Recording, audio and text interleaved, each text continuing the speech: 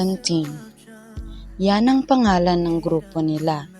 Hindi man sila yung tipong inaasahan ng maraming tao, ngunit sapat na ang presensya nila sa akin.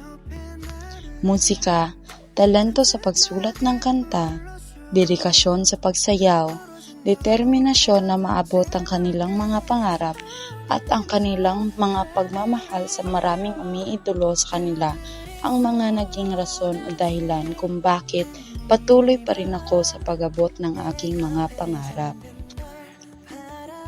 Sila, sa lahat ng tao sa aking paligid, ang naging sumbungan ko nung nakaranas ako ng unang pagkabigo sa pag-ibig.